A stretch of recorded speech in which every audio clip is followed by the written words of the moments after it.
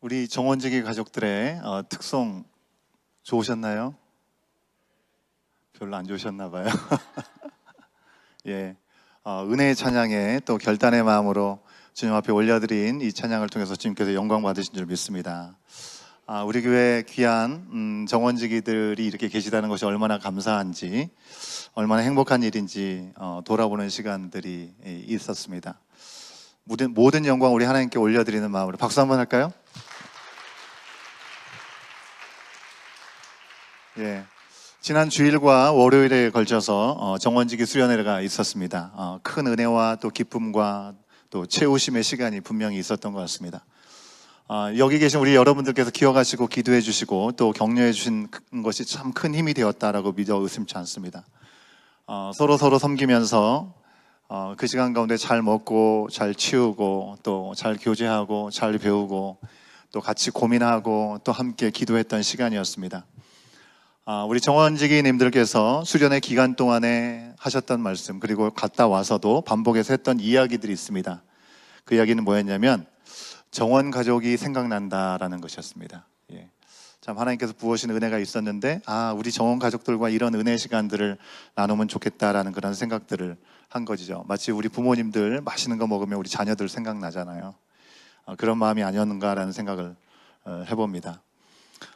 여러분, 올해부터 새로운 정원직으로 섬겨주신 분들 가운데 한 분이 다녀와서 후기를 딱 적어 주셨는데, 기도하는데 군대에서 탱크 부대를 보낸 것 같았다. 그렇게 뜨겁게 기도하는 기도의 전사들이 우리 온교회에 있는 곳에서 함께 섬길 수 있어서 감사하다라는 그런 메시지를 남겨주셨습니다.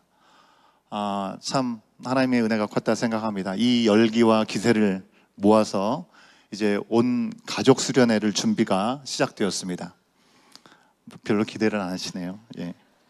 여러분, 우리가 모두가 기도하고 기대하고 또 기다리는 시간이 되었으면 좋겠습니다. 우리가 2년 전에 온가족 수련회를 했죠. 그때는 탱크라는 별명을 갖고 계셨던 홍 목사님이 오셔서 우리 가운데 은혜를 끼쳐주시고 말씀을 전해 주셨지만, 이번에는 오시지 않지만 우리 교회 안에 있는 기도의 탱크 전사들이 함께 합니다. 아멘. 예. 특별히 내일 모레 또 수련회 장소 답사를, 또 사전 답사를 가게 되는데 또 잘 준비가 될 수 있도록 함께 기도해 주시면 감사하겠고요. 여러분, 이번에도 티셔츠를 만들었는데 아주 이쁘게 도안이 나왔습니다. 이미 다 준비되어 있어서 여러분에게 신청 링크를 안내해 드릴 겁니다. 그리고 한 달 후에는 우리가 연합정원으로 함께 금요일 저녁에 함께 모여서 또 하나님의 은혜를 나누는 시간들을 준비하고 있습니다. 이 시간도 기대하고 기도하면서 그동안 각 정원별로 귀한 교제와 말씀 나눔의 시간들을 가지실 수 있으면 참 좋겠습니다. 라이프온 생명의 삶도 지난 주간에 목요일과 토요일 저녁반을 시작했습니다. 23명의 신청하신 분들이 또 하나님을 향한 가난한 마음과 또 하나님을 갈급한 마음으로 함께 해 주시기 시작했습니다. 우리 청년 임원 수련회가 있었습니다. 지난 금요일 토요일 날 잠깐 제가 늦은 시간이지만 들렸다가 만난 것만 잔뜩 먹고 또 집회에 집중하는 모습을 보고 제가 돌아올 수 있었는데, 정말 기대가 되는 여러 가지 모습들이 우리 가운데 허락된 것 같습니다. 여러분, 오늘 말씀을 통해서 예수님께서 제자 레위를 부르시는 모습을 우리가 확인할 수 있습니다. 여러분, 레위라고 하는 이름은 유대식 이름이고요, 우리가 알고 있는 마태라고 하는 이름은 로마식의 이름입니다. 우리가 마태를 잘 알고 있는 것은 사복음서의 첫 번째 책인 마태복음을 기록했던 사람이 마태이기 때문에 그렇죠. 레위의 직업은 세리였습니다. 텍스 컬렉터였어요. 텍스 컬렉터. 우리 입장에서 말하면 CRA의 어떤 직원이었다. 국가 공무원으로 아주 안정적인 직업군을 갖고 있었다라고 얘기를 할 수 있을 것 같습니다. 근데 그 당시에는 안정적이다라는 것 그 이상이었습니다. 왜냐하면 로마의 속속에 속한 이 이스라엘에서 마태와 같은 세리들에게 세금을 거두도록 하거든요. 세금을 걷는데 세금을 걷는 만큼의 수수료는 그 세리에게 가는 겁니다. 텍스 컬렉터한테 가는 거예요. 마태가 세금을 많이 거둘수록 자기에게 그만큼 금전적인 이익이 오는 겁니다. 부자가 되는 거죠. 제가 좀 호기심이 생겨가지고 챗 GPT에게 물어봤습니다. 캐나다의 국세청 직원들도 세금을 더 많이 징수하고 잘 거두면 개인적인 보상이 있나요? 라고 물어봤습니다. 뭐라고 했을까요? 성과에 따라서 승진은 있을 수 있고 또 임금의 인상이 있을 수 있지만 직접적인 보상은 없다라고 얘기를 하더라고요. 오히려 일반인이 탈세자를 신고해가지고 그로 인해서 세금이 징수되면 그 사람 일반인에게는 보상금이 주어질 수 있다. 하지만 직원이 받는 그런 보상은 없다라고 얘기를 합니다. 여러분 너무 믿지는 마십시오. 예. 챗 GPT 쓰면요 항상 밑에 똑같이 달리는 말이 있습니다. 뭔지 아세요? 단 챗 GPT는 실수를 할 수 있습니다. 정확한 정보를 확인하시기 바랍니다. 여러분 오늘날 CRA 국세청의 직원이라면 우리가 와 좋겠다 부러움을 살만합니다. 하겠지만 예수님께서 이 땅에 오셨던 그 당시에 텍스 컬렉터는 그런 대우를 받지는 못했습니다. 앞서 말씀드린 대로 세리들은 자신의 이익을 챙기기 위해서 자기 동족 이스라엘 백성들에게 세금을 더 많이 걷어서 로마에 갖다 바치는 사람들이었습니다. 그러니 동족이 유대인들 아닌 이방인들을 수시로 접촉하게 되었겠죠. 자신의 동족이었던 하나님의 백성이었던 이스라엘을 괴롭게 만드는 이 세리들은 이스라엘 사람들에게는 부정한 사람들로 여겨졌습니다. 아주 부정한 죄인이었습니다. 하나도 안 부러운 존재, 경멸의 대상이었다고 하는 것입니다. 그런 마태를 예수님께서 나를 따르라 이렇게 말씀하시면서 제자로 부르셨습니다. 예수님께서 영어로 말씀하시진 않았을 거예요. 하지만 영어로 얘기하셨다면 Would you please follow me? 라고 얘기하신 것이 아니라 그냥 Follow me 라고 얘기하신 것입니다. 권면한 것이 한번 따라와 볼래? 라고 하신 것이 아니라 따라와 라고 명령하셨다고 하는 것입니다. 근데 놀랍게도 이 마태는요 그 부르심 앞에 바로 일어나서 모든 것을 버리고 예수님을 따라갑니다. 여러분 크라우드 펀딩에서 제작한 최근에 화제가 된 더 초우슨이라는 그런 시리즈가 있는데 거기에 마태를 부르시는 장면이 영상으로 그려진 것을 볼 수가 있습니다. 마태가 모든 것을 버리고 그리고 예수님을 따르는 어떤 상상적인 요소를 함께 가미해서 묘사를 하고 있는 모습을 볼 수 있는데요. 텍스 컬렉터들이 일하는 데서는 철창살로 되어 있는 안전한 곳에 로마군의 보호를 받는 그 건물 안에서 마태가 그 일을 하고 있는데요. 마태의 얼굴에 눈에 초점이 없습니다. 공허한 눈빛이에요. 그런데 그 옆을 지나가시던 예수님께서 지나가셨다가 다시 돌아오셔가지고 잘 보이지 않는 마태를 바라보십니다. 그러면서 나를 따르라 라고 말씀을 하셨다는 겁니다. 그때 당시만 해도 마태는요 로마군이 몇 가지 질문을 했어요. 아주 성의 없게 대답을 합니다. 그 내용을 보면 어머니가 자신을 부끄러워한다라는 그런 내용이었습니다. 실제로 세리들은 부유하게 살긴 했습니다. 하지만 유대 회당에 출교당했습니다. 유대 회당에 들어갈 수가 없었습니다. 그리고 유대인의 공동체에서 인정받지 못하는 사람들이었습니다. 마침 세관을 지나가신 예수님께서 말씀드린 대로 마태를 보시고 그를 부르신 것입니다. 마태는 어리둥절했습니다. 같은 유대인들조차 자기를 고깝게 여기지 않는데 Follow me라는 예수님의 부르심을 듣고서 이건 뭔가라는 생각을 했지만 즉각 반응해서 경고했던 이 세관 건물에서 나와서 바로 예수님을 따라갑니다. 로마군이 그를 막으려고 합니다. 너 정신 나갔어? 이 자리를 버리면 너를 지켜주었던, 너를 보호했던 그 돈은 다 없어지는 거야. 지킬 수 없다 경고합니다. 이걸 다 버리고 간다고? 하지만 마태는 조금의 주저함 없이 예스 하고 가지고 있던 세관의 열쇠하고 인장을 거기다 놔두고 예수님을 따릅니다. 예수님을 따라 나오는 이 마태를 보면서 마태를 보면서 예수님 옆에 따라가던 다른 제자가 이 마태가 듣든지 말든지 상관하지 않고 얘기합니다. 아니 예수님, 저 세리가 어떤 일을 했는지 모르십니까? 왜 그를 부르시는 것입니까? 라고 도무지 이해가 안 된다라는 마음으로 따져 예수님께 묻습니다.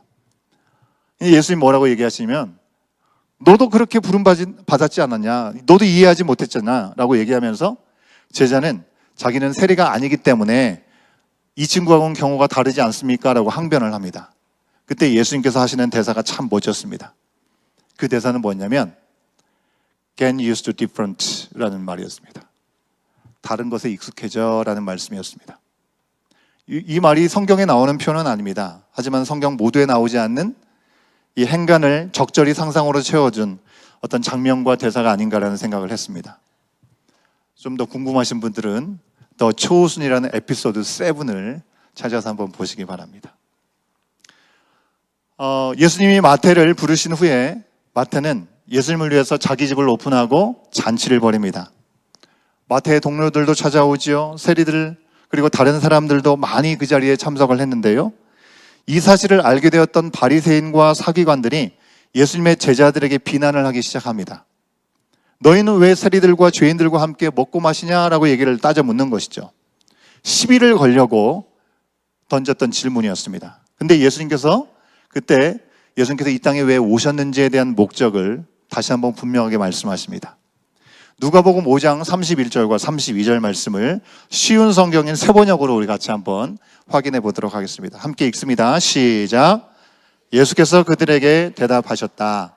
건강한 사람에게는 의사가 필요하지 않으나 병든 사람에게는 필요하다. 나는 의인을 부르러 온 것이 아니라 죄인을 부르러 회개시키려 왔다. 여러분, 이런 얘기를 하시니 별다른 대응을 할 수가 없었던 이 바리새인과 서기관들, 그들은 요한의 제자들, 바리새파 사람들의 제자들은 자주 금식도 하고 기도하는데 왜 당신의 제자들은 먹고 마시는 데만 흥청망청하느냐고 비난을 한 것입니다. 여러분, 예수님의 제자들에게 이 종교적인 열등감을 좀 던져주려고 했던 자극을 한 것이라고 생각할 수 있겠죠. 그런데 예수님은 조금도 주저함 없이 대답을 하십니다. 대답을 하시면서 결혼잔치의 신랑의 비유를 하시면서 본인이 예수님께서 신랑이다라고 얘기를 하시면서 지금은 금식할 때가 아니고 지금은 잔치할 때다. 먹고 마시는 시간이다라고 얘기를 하십니다. 여러분, 주인공 신랑이 왔는데 그 시간에 금식하고 있다고 생각해 보세요. 맞지 않는 것이죠. 금식할 타이밍이 아니라는 것입니다. 예수님은 금식이 바르지 않다라거나 금식은 할 필요가 없다라고 말씀하신 것이 아니었습니다. 여러분, 금식은 왜 하는 것이죠? 금식은 왜 합니까? 우리가 먹고 싶은 거, 내가 하고 싶은 거 절제하면서 하나님을 좀 집중하겠다라는 생각 아니겠습니까? 내 자신을 부인하기 위해서 하나님께 집중하기 위해서 먹는 것을 잠시 끊고 기도에 전념하기 위해서 금식하는 것입니다. 내 기본적인 욕구와 필요를 다 내려놓고 하나님 바라봅니다. 하나님으로 채워지게 하여 주시옵소서 해서 금식을 하는 것입니다. 그런데 지금 바리새인과 서기관들은요, 예수님을 비방하고 또 이게 부인하느라 그 금식을 운운하고 있는 것입니다. 얼마나 우픈 일입니까? 하나님을 향해서 온전하게 나가는데 필요하게 쓰임받는 이 금식이 예수님, 하나님의 아들, 또 하나님으로 이 땅에 인간의 몸으로 오신 예수님을 비난하는 비난거리가 되고 말았다고 하는 것입니다. 오히려 이 금식을 통해서 자신들은 이만큼 거룩하다 자랑거리로 삼고 있습니다. 마태복음 6장 16절 말씀에서 예수님은 금식할 때 외식하는 자들과 같이 티내지 말라고 얘기하셨습니다. 이사야 58장 3절부터 7절 말씀에도 보면 금식하면서 밥만 안 먹을 뿐이지 오락을 즐기면서 온갖 일을 다 시켜가면서 누군가에게 더 짐을 지우는 사람들이 되어서는 안 된다. 그건 위선적인 일이다라고 지적을 하셨습니다. 이사야서 58장 6절 그 말씀만 우리가 한번 확인해 보겠습니다. 새 번역 쉬운 번역으로 함께 보겠습니다. 함께 읽습니다. 시작. 내가 기뻐하는 금식은 부당한 결박을 풀어주는 것, 멍에의 줄을 풀어주는 것, 압제받는 사람을 놓아주는 것, 모든 멍에를 꺾어버리는 것, 바로 이런 것들이 아니냐. 내가 무엇인가를 행함으로 내가 이만큼 하나님 앞에 가까워지고 거룩하게 살아가고 있다는 걸 드러내는 것이 아니라 그런 삶을 통해서 주님께서 우리 가운데 채워지는 그 은혜를 통해서 하나님의 마음이 나에게 머물러 있지 않고 주변 사람들한테 흘러가는 것을 말씀하신 것입니다. 예수님께서 이미 이사야 말씀에 나온 대로 갇힌 자를 노임받게 하고 수고하고 무거운 짐진 자들을 짐들을 가볍게 하시고 참된 자유를 주시는 아버지의 뜻대로 행하고 계셨습니다. 그렇죠? 가는 곳마다 병든 자들, 귀신 들린 자들, 말씀을 가란 자들, 그들에게 말씀을 하시면서 천국 복음을 전해주시고 그들 가운데 자유를 주셨습니다. 그걸 하고 계셨습니다. 여러분, 예수님께서 행하신 일들은 어떤 금식하는 사람들과 비교할 수 없이 하나님의 뜻에 충만했기 때문에 채워진 삶 자체였기 때문에 그런 삶을 보여줄 수 있었던 것이죠. 예수님의 제자들은 그런 예수님과 깊은 관계를 맺고 있습니다. 하나님 아버지의 마음과 그 말씀으로 채워지는 시간을 지금 갖고 있다고 하는 것입니다. 그런 제자들에게 어째서 먹고 놀기만 하느냐라고 바리새인과 서기관들은 비아냥거린 것입니다. 여러분, 경제적으로 부유하고 그 시대에 안정된 직업을 가진 것 같지만 가족과 민족들에게 버림받았습니다. 만족이 없었던 바로 마태를 부르신 것도 여러분 우리 사람들의 일반적인 생각으로는 불가능한 것입니다. 누가 그 사람을 거들떠나 보겠습니까?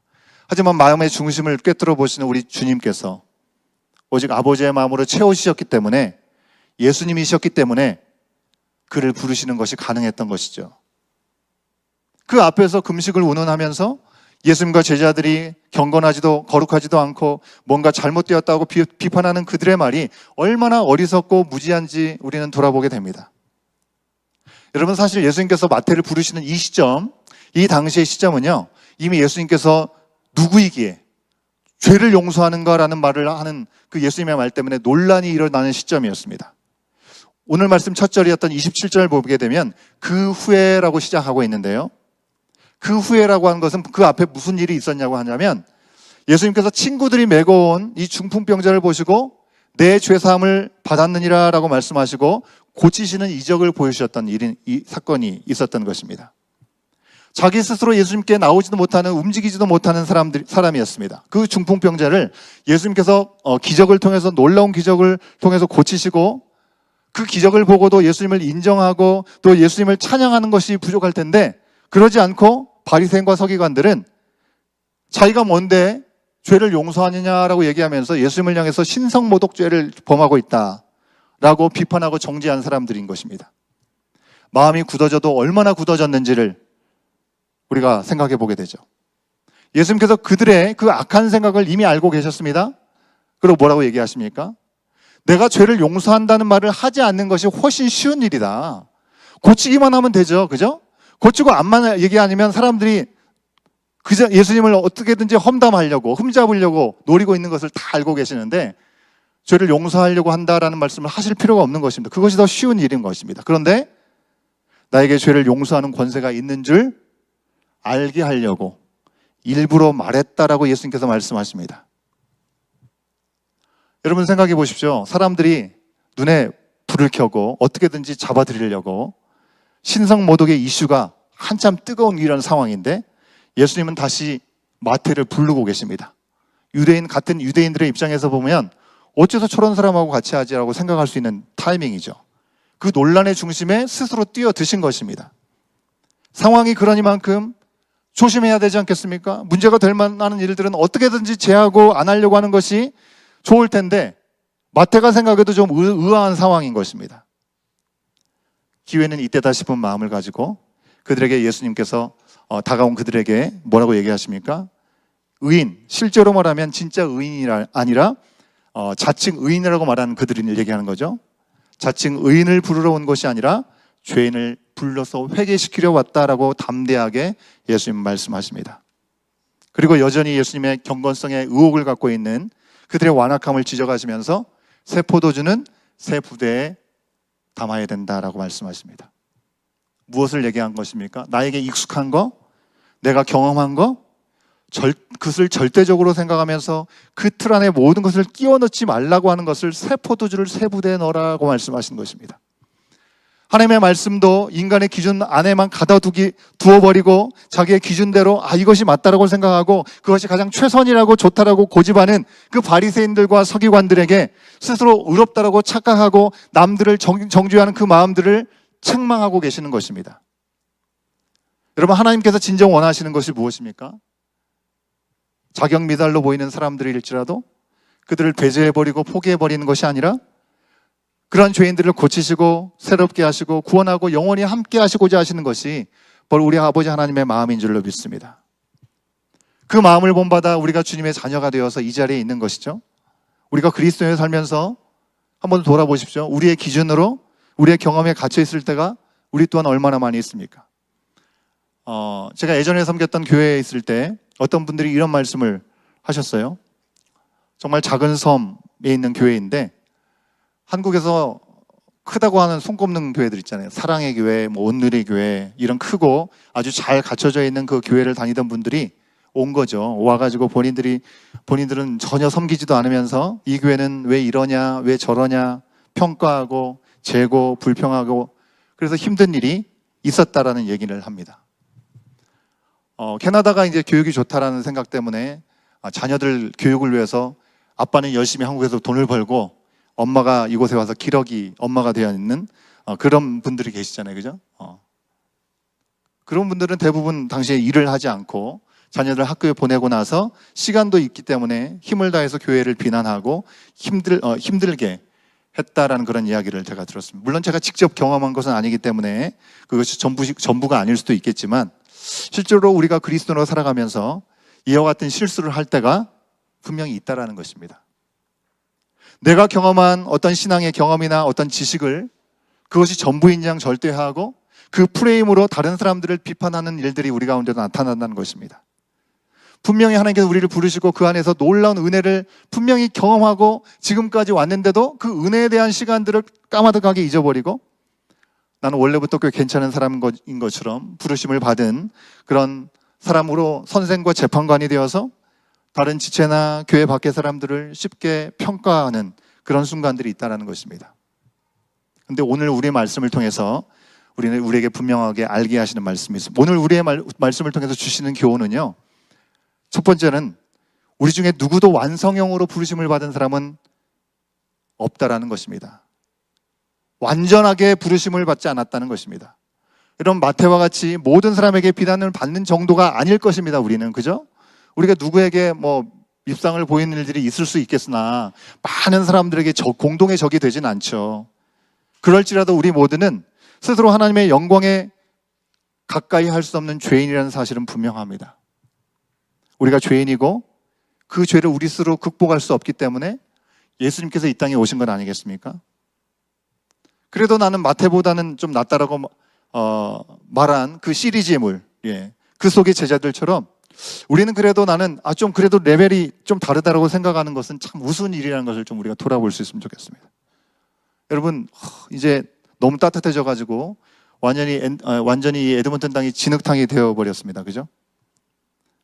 이 진흙탕이 된 에드먼튼 땅을 우리가 밟고 나 혼자 신발을 깨끗하게 할 수 없죠. 그죠? 너무 더러워졌기 때문에 더러워질 수밖에 없습니다. 그런 것처럼 이 죄로 물든 이 세상에서 그래도 나는 좀 달라서 스스로 하나님을 선택한 사람은 아무도 없다라는 것입니다. 요한복음 15장 16절의 말씀을 함께 보기를 원합니다. 예수님께서 우리를 불러주지 않았다면 우린 아무것도 아니었다는 것을 돌아보게 하는 말씀입니다. 15장 16절 말씀을 함께 읽습니다. 시작. 너희가 나를 택한 것이 아니요 내가 너희를 택하여 세웠나니 이는 너희로 가서 열매를 맺게 하고 또 너희 열매가 항상 있게 하여 내 이름으로 아버지께 무엇을 구하든지 다 받게 하려 함이라. 아멘. 주님의 전적인 은혜로 우리가 부르심을 받았기에 우리가 누구를 평가하고 누구를 정죄할 수 있겠습니까? 우리는 계속 지어져가는 사람들이라는 것이죠. 두 번째로 우리를 부르신 분을 믿고 우리 자신을 부인해야 한다는 것입니다. 마태는 이전에 가족 공동체 어떤 명예보다 돈을 더 귀하게 생각했습니다. 더 중요하게 생각해서 그걸 선택했지만 그 안에는 참된 만족이 없었습니다. 하지만 예수님을 만난 이후에 그가 의지하고 믿던 그런 돈과 지위까지 다 버렸습니다. 왜요? 주님을 만나는 순간에 참 만족이 그 가운데 있다는 것을 그가 알았기 때문에 그렇습니다. 여러분, 우리가 가지고 있는 상식과 세상이 얘기하는 기준과 우리 자신 가운데 있는 가치관, 우리가 생각하는 안정권, 그것을 우리는 주님 앞에서 모두 내려놓을 수 있어야 되겠습니다. 내가 익숙한 경험, 그것 또한 과감하게 내려놓을 수 있어야 되겠습니다. 이전까지 충분히 최선이었던 것도 여러분 지금 그것이 최선이 아닐 수 있습니다. 무엇보다도 예수님을 만나기 전에 최선이었던 것은 예수님 만난 후에는 여전히 중요할 수가 없는 것입니다. 그때는 예수님이 없었으니 우리 삶에 안 계셨으니 전혀 다른 차원이 다른 삶이니까요. 믿는 우리들도 예전에 했던 그 경험에 얽매여서는 안 될 줄로 믿습니다. 우리 개인뿐만 아니라 교회 공동체도 마찬가지죠.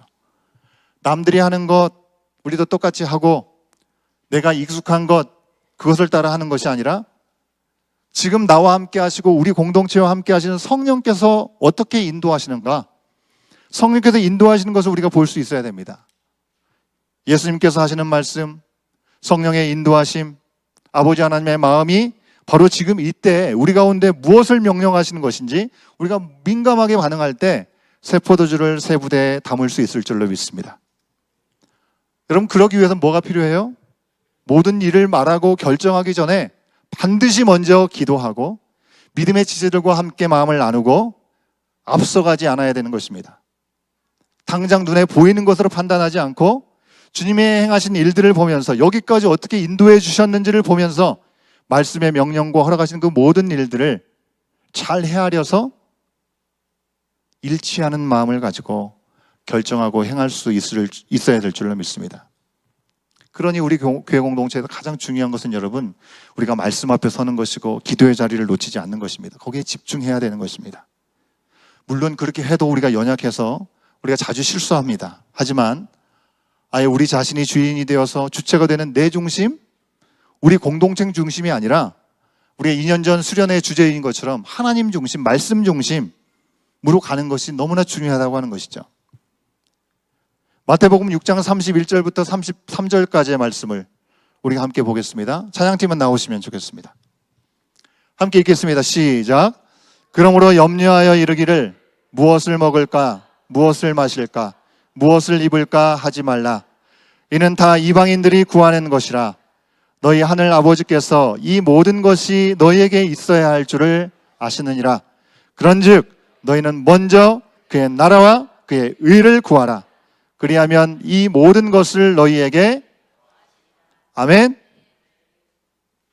이 모든 것을 아시는 하나님과 하나님 앞에 부르심 받은 우리들이 그 누구도 완성형이 아닌 장성한 분량에 이르기까지 자라가고 함께 지어져가는 교회로 부르심을 받았다는 사실을 다시 한번 기억하면서 우리 이 시간 찬양으로 주님 앞에 결단의 마음을 올려드리기를 원합니다.